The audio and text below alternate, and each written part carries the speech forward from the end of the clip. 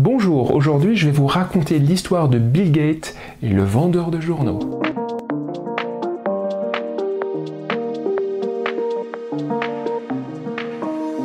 Au jour de 1978, un jeune homme de 23 ans traçait son chemin dans l'aéroport de New York pour prendre son avion de 14h45. Et juste avant d'accéder au terminal, il aperçut un vendeur de journaux. Il se dirigea vers lui et lui demanda d'un air timide et réservé le journal du jour.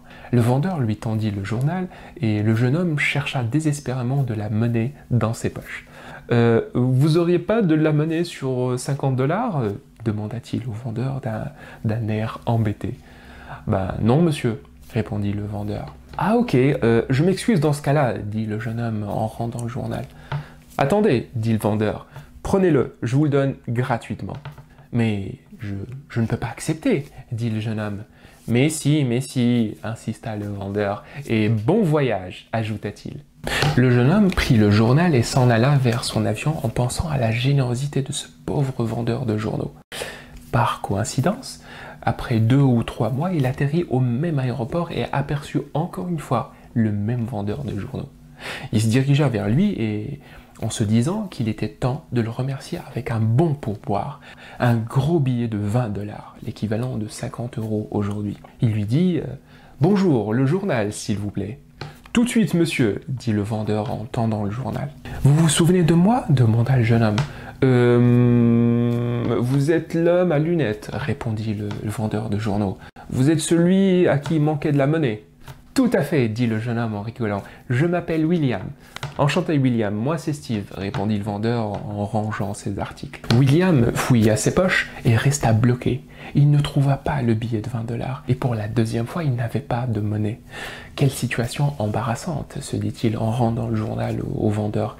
« Excusez-moi, » dit-il d'un air gêné, « j'ai cru que j'avais de la monnaie, mais cette fois-ci, Ce n'est pas grave, » répondit le vendeur en souriant, « prenez-le. » « Mais je ne peux pas accepter, c'est la deuxième fois, » dit William d'un air extrêmement embarrassé. « Mais si, » insista le vendeur, « et bon retour chez vous. » Après plus de 19 ans passés sur l'épisode du journal gratuit, William, devenu l'homme le plus riche du monde, se souvint du vendeur de journaux et décida de le retrouver pour le remercier de sa générosité.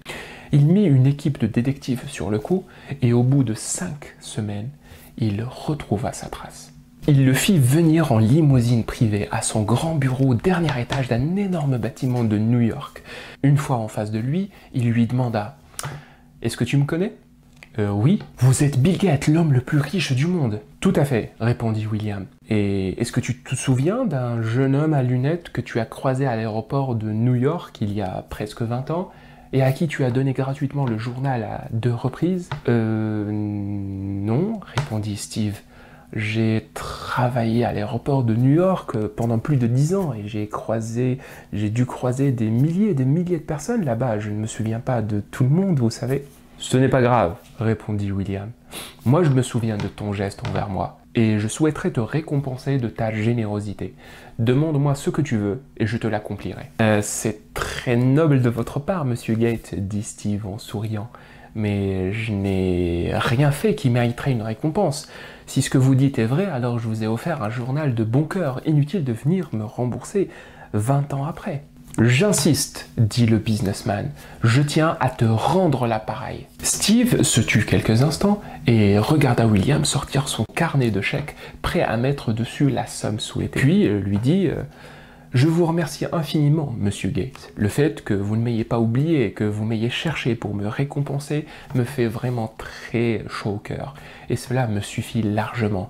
Donc, je vous assure, inutile de me proposer quoi que ce soit. »« J'insiste, » répéta William, « je tiens à vous rendre l'appareil. »« Mais vous ne pouvez pas me rendre l'appareil, monsieur Gates, » dit Steve en riant. « Mais si, » insista William, « dis-moi ce que tu souhaites avoir et je le réaliserai pour toi. »« Même en faisant ça, monsieur Gates, vous ne réussirez pas à me rendre l'appareil, » déclara l'ex-vendeur. « Selon ce que vous m'avez dit, » ajouta-t-il, « il semblerait que je vous ai offert gratuitement le journal, alors que j'étais un pauvre vendeur avec très peu de moyens. Et vous essayez aujourd'hui de m'aider, alors que vous êtes devenu l'homme le plus riche du monde. Comment votre geste peut-il donc égalait le mien. Face à cette phrase, l'homme le plus riche au monde resta sans voix. Ce jour-là, Bill Gates a pris une très bonne leçon de la part de l'ex-vendeur de journaux.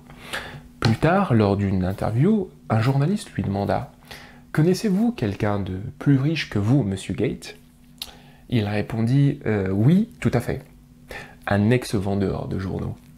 Il a fait preuve de générosité envers moi alors qu'il manquait cruellement d'argent. Tandis que moi, j'ai attendu de devenir riche avant d'aider les autres. Puis, il ajouta « Ce que les gens doivent comprendre, c'est que les vrais riches sont ceux qui possèdent un cœur riche et non pas une poche bien remplie. Cette personne est donc beaucoup plus riche que moi. »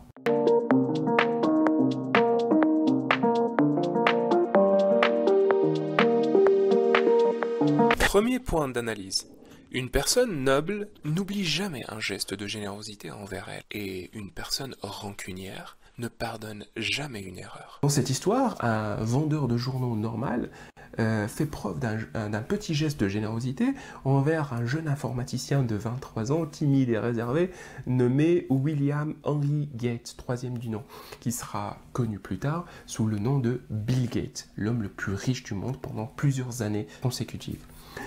Malgré l'argent, le succès, la célébrité, William n'oublia jamais le geste du vendeur de journaux. Il se sentit redevable envers lui. 19 ans après, il envoya une arme de détective privé à sa recherche. Et une fois qu'il l'avait trouvé, il était prêt à lui offrir tout ce qu'il désirait. Le comportement de Bill Gates, à ce niveau, montre, à mon avis, une certaine noblesse. Il aurait pu oublier, il aurait pu passer à autre chose. Il aurait pu se dire occupé, se concentrer sur son planning ou son emploi du temps très chargé. Mais il ne l'a pas fait. Certes, il a attendu 19 ans avant d'agir, mais il a fini par agir. Et je peux vous dire que des gens capables d'avoir le même niveau de noblesse dans le comportement, j'en ai pas vu très souvent. À titre personnel, je me dis que ne pas être capable de se souvenir d'un petit geste pendant 20 ans, pourquoi pas? Tout le monde n'a pas une forte mémoire. Et il se passe beaucoup de choses pendant 20 ans.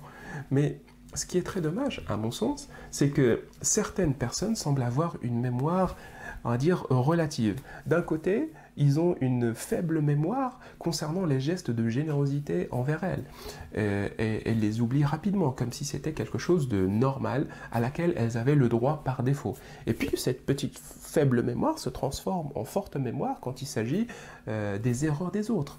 Elles restent par exemple bloquées parfois pendant des années sur une parole mal formulée, une réflexion mal placée ou un geste maladroit. Cette histoire m'a donc appris deux choses. La première chose, c'est que les gens capables de faire preuve d'autant de noblesse sont des atouts d'une valeur inestimable dans la vie professionnelle ou personnelle. La deuxième chose, c'est que si l'on a une forte mémoire, vaut mieux l'utiliser à enregistrer les gestes et les souvenirs positifs. Et si l'on a une faible mémoire, alors vaut mieux commencer par effacer les faux pas des autres. Deuxième point d'analyse, la grandeur d'une action ou la noblesse d'un geste ne se mesure pas à sa quantité matérielle, mais à sa qualité humaine. Dans cette histoire, le vendeur de journaux fait comprendre à Bill Gates, l'homme le plus riche au monde, que la générosité ne se calculait pas via la quantité des choses, mais plutôt leur qualité. Car il est facile pour un multimilliardaire de sortir son carnet de chèques et de faire un don de quelques milliers de dollars à gauche et à droite. En revanche, il est relativement difficile pour un vendeur de journaux, payé généralement à la commission, d'offrir des journaux gratuitement à ceux qui n'ont pas suffisamment de monnaie. Bill Gates semble avoir compris ce jour-là que ce qui comptait réellement était la profondeur de l'action et non pas sa dimension physique ou matérielle.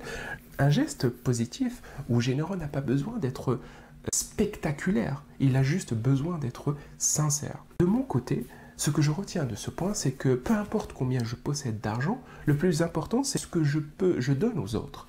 Si je ne peux pas leur donner 100 €, alors au moins 10 €. Si je ne peux pas donner 10, alors 1 €. Et si je ne peux rien donner, alors au moins un sourire, de l'écoute, du temps, de la considération, de la compréhension, du respect. Ça ne coûte rien. et ça apporte beaucoup. Troisième point d'analyse, la vraie générosité n'a pas de prérequis. Les gens qui attendent de devenir riches pour aider les autres ne le font généralement jamais. Dans cette histoire, Bill Gates dit aux journalistes qu'il a attendu de devenir riche avant de se lancer dans la générosité, contrairement au vendeur de journaux qui lui a fait preuve de spontanéité malgré sa situation financièrement désavantageuse. Mais ce que Bill Gates n'a pas dit aux journalistes lors de son interview, c'est qu'il avait l'intention, même s'il n'a pas pu finalement le faire, de laisser un pourboire de 20 $ pour un journal qui en valait à peine 50 centimes. Qui d'entre nous aujourd'hui serait capable de laisser un billet de 50 € pour un journal qui vaut moins de 2 €? Qui ? En gros, malgré que le vendeur de journal ait été plus rapide, mais Bill Gates avait lui aussi une âme généreuse dès son plus jeune âge. Aujourd'hui, il est considéré comme le plus grand philanthrope du XXIe siècle. Non seulement il investit son argent dans toutes les sphères de l'humanitaire, le développement agricole, l'éducation, la pauvreté, la santé, etc., mais il a décidé de léguer, après son décès, plus de 99% de sa fortune aux associations et aux œuvres caritatives, déshéritant ainsi ses propres enfants pour le bien de l'humanité. Ce que je retiens donc de ce point, c'est que l'argent est un facteur multiplicateur. Une personne qui fait preuve de générosité envers les autres, avec peu de moyens financiers, fera davantage preuve de générosité si elle a plus de moyens. Et inversement, une personne qui aura tendance à se montrer égoïste ou insensible aux autres fera généralement preuve davantage d'égoïsme avec plus de moyens financiers. Alors, inutile d'attendre de devenir riche pour commencer à s'intéresser aux autres et à être généreux avec eux. Il faut commencer tout de suite. Voilà, nous arrivons à la fin de cette analyse et je vous remercie de m'avoir suivi. N'hésitez pas à me laisser en commentaire vos retours, vos remarques et pourquoi pas d'autres points d'analyse auxquels j'aurais peut-être pas fait attention. Si vous avez besoin d'échanger sur un autre sujet ou d'être accompagné, n'hésitez pas à me contacter ou à aller faire un tour sur mon site web. Cela vous permettra d'avoir plus d'informations sur moi et sur ce que je propose comme service. Quant à moi, je vous donne rendez-vous dans quelques jours avec une nouvelle histoire.